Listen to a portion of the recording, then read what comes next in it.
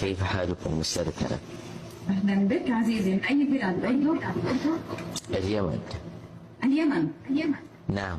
أول مشاركة لدينا من اليمن. أهلا. حياكم الله أستاذ. طبعا أولا أنا معجب بمحتواك الجميل والنادر رغم الهراء الموجود في هذا العالم الأزرق، وأحييك على هذا المجهود. شكرا أستاذي. لدي طبعا مشاركة، ومغزى مشاركتي هو أن أسمع ملاحظاتك ورأيك أيضا. نص من كتابتك. نعم. طيب، أتمنى أن لا يكون النص طويلا. إن شاء الله. إن شاء الله، تفضل. طبعا عنوان القصيدة هو من أنا. خيال الليل يسكن في رؤايا،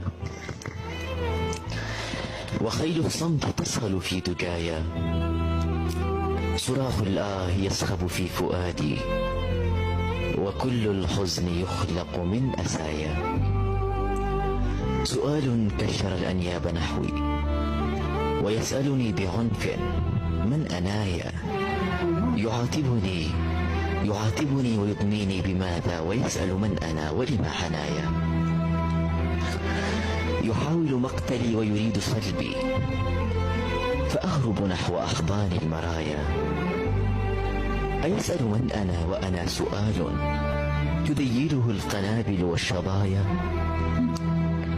أنا طفل وعمري 1000 عام، وليد غدي وأسكن في صبايا.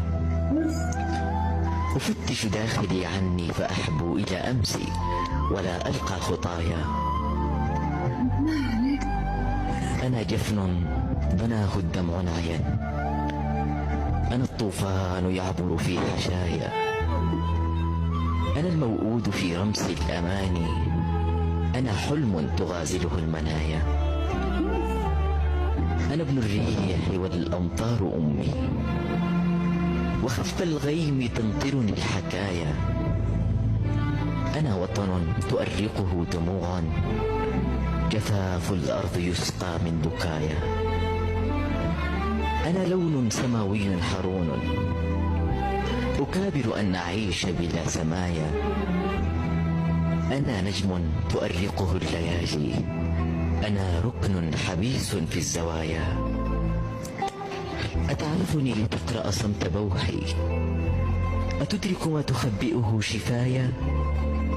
أنا عني فقيد لم أجدني، وتحملني كما طفل يدايا. أواري داخلي أوجاع قومي، وأحمل فوق أكتاف الضحايا. خفافي في المساء تنال صبحا، وصبحي مات حزنا في مسايا. وصبحي مات حزنا في مسايا. بسلامتكم. الله خليك، وين رايح؟